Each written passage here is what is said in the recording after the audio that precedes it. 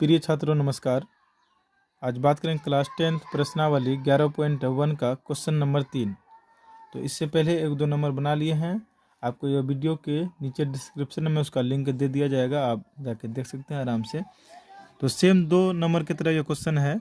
3 number question कहता है 5 centimetre, 6 centimetre और 7 सेंटीमीटर भुजाओं वाले एक त्रिभुज की रचना कीजिए और फिर एक अन्य त्रिभुज की रचना कीजिए जिसकी भुजाएं दी हुई त्रिभुज की संगत भुजाओं की 7/5 गुनी हो। अब जो यहाँ दिया हुआ 5, 6, 7, तो सबसे बड़ा क्या है 7 सेंटीमीटर। तो एक रेखा खींच लेंगे 7 सेंटीमीटर।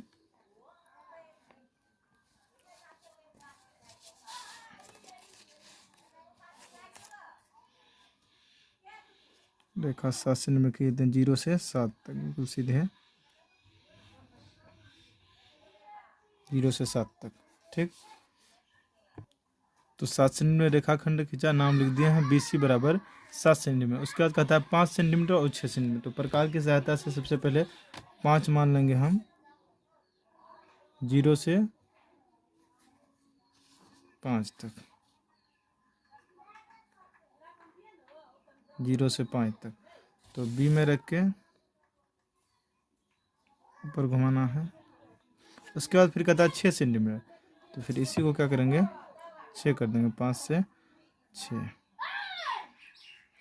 लिए 6 सेंटीमीटर के बाद ये रेखा को काट देंगे हम। ठीक है, उसके बाद इसको फिर मिला देंगे।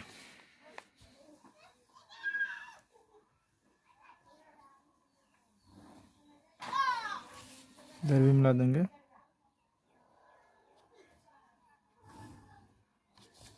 ये कितना आया हम लोग का 5 सेंटीमीटर, ये तो आया 6 सेंटीमीटर। इसका नाम रख देते हैं यहाँ पर A। ठीक, अब क्वेश्चन में कहता है 7/5 गुनी, 7/5 गुनी। तो एक समान पहले न्यून कोण खींच लेंगे B में रखकर। उसके बाद 7/5 का दोबारा क्या है 7। तो एक समान चाप लेकर 7 बार चाप ले लेंगे, यहाँ पर 7 बार चाप ले लेते हैं। तो समान चाप ले लिए, नाम रख देते हैं B1, B2, B3, B4, B5, B6, B7 समान चाप। उसके बाद क्या करेंगे B5 को C से मिला देंगे।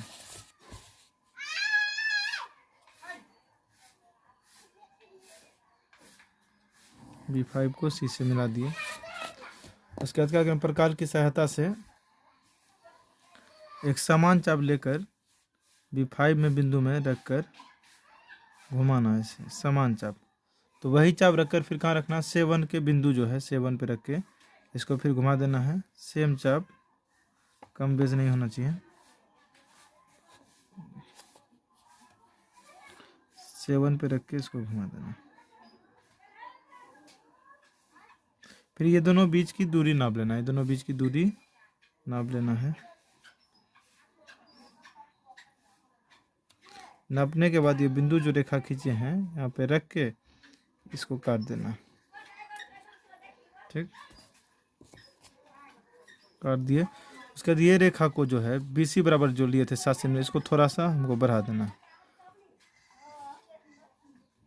थोड़ा सा बढ़ा दिए। अब B7 वाला बिंदु और ये जो कटा है इसमें रख के सीधे बिल्कुल एक रेखा खींच देना। इसका नाम रख देते हैं यहाँ पर C1, नाम रख दिए C1। उसके बाद क्या करेंगे बस C पर रखकर एक समान चाप लेकर C पर रखकर इसको मिला देना है। ये डांट से बाहर नहीं करना है।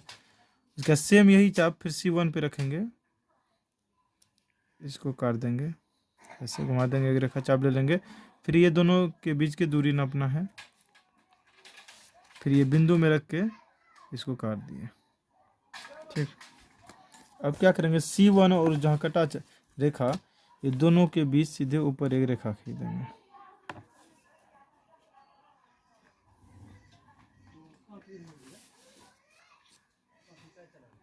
तो रेखा खींचे, उसके बाद फिर ये लाइन को थोड़ा सा को बढ़ा देना है, ये वाला लाइन को।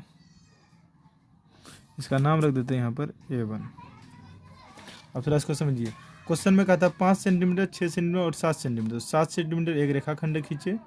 फिर कहा था 5, तो 5 लेके एक प्रकार की सतह से बी में कोण रख के काट दिए। फिर सी में रख के ये दोनों को मिला दिए, नाम रख दिए ए, ये लिए थे 5, ये लिए थे 6। तो उसके बाद कहा था क्वेश्चन में 7/5, तो सबसे बड़ा 7 है। बी में न्यून कोण बनाते हुए एक रेखा खींचा और समान चाप 7 बार लेके समान चाप लिया, नाम रखे B1, B2, B3। उसके बाद B5 को सी से मिलाए। फिर B5 पर एक समान चाप रख के इसको यहाँ पर मिला दिए। तो फिर 7 पे रख के ये बिंदु पर वही चाप को सेम दूरी पर यहाँ एक रेखा खींचे, चाप लिए। उसके बाद इसके और इसके बीच की दूरी को नापे, फिर ये बिंदु में रख के इसको काट दिए। फिर ये लाइन को बढ़ा दिए, थोड़ा इसको आगे बढ़ दिए। फिर सी में रख के एक समान चाप लेकर एक चाप लिए और यही चाप को सेम C1 पर रखकर एक रेखा खींचे, फिर चाप लिए। अब ये दोनों बीच की दूरी नापे, फिर इसको काट दिए। तो ये रेखा C1 से आगे बना, जिसका नाम हुआ A1। तो ये रचना के चरण में अब लिखते हैं। रचना के चरण में क्या सब लिखते हैं, ऐसा जो हम फिगर में लिए हैं वही सबको लिखना है। तो सर्वप्रथम लिखेंगे,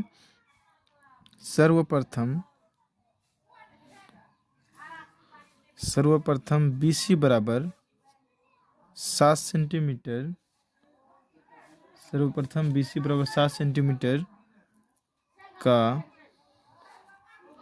एक रेखा खंड खींचा।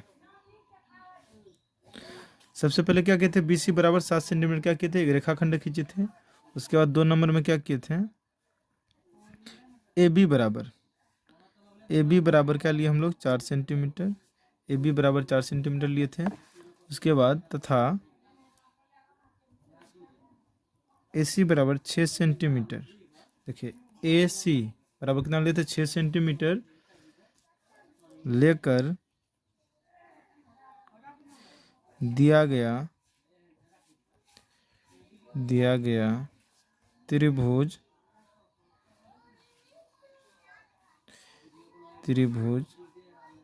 ABC बनाया। तो नंबर 3 में क्या किए थे हम लोग, BC, ये जो BC है, BC से हम लोग क्या किए थे, न्यून कोण बनाए थे। BC से न्यून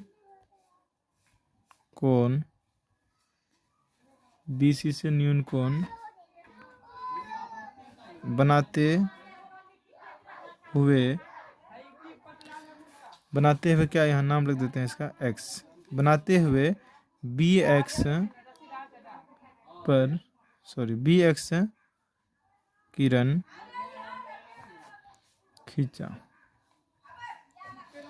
नंबर 4 क्या कहती है, BX, ये जो रेखा खींची थी उनको, BX पर समान चाप B1, B2, B3 B7 अंकित किया। नंबर 5 में हम लोग क्या किए थे,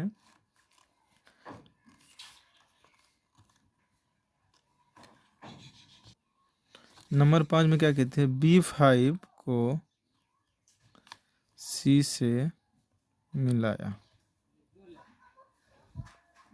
ये कहते हैं फिगर में B5 को कहाँ मिलाए थे, C पर मिलाए थे। उसके बाद नंबर 6 किए थे, B7 से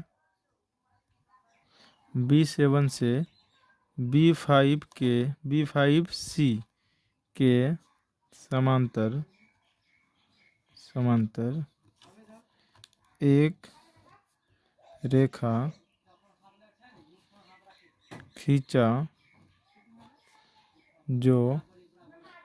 खींचा जो BC के बढ़े हुए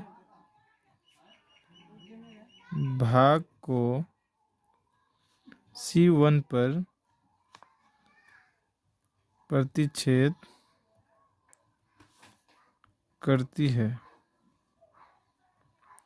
नंबर 6 पॉइंट क्या लिखे, B7 से B5C के संबंध। देखिए B7 है यहाँ पर, B7 से B7 एक रेखा खींचे तो किसके समांतर, B5C के समांतर। तो देखिए B5C के समांतर एक रेखा खींचा जो BC को, BC ये जो रेखा था BC के बढ़े हुए भाग, यहाँ से यहाँ तक बढ़ाए थे, तो देखिए BC के बढ़े हुए भाग को C1 पर प्रतिच्छेद करती है। सॉरी यहाँ थोड़ा लिखने में गलत हुआ था, AB बराबर 4 सेंटीमीटर नहीं होगा, 5 सेंटीमीटर होगा, ठीक ना।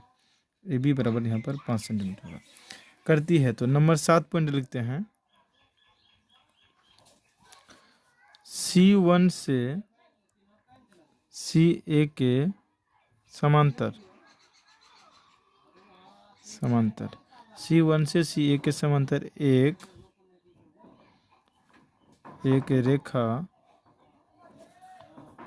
रेखा खींची जो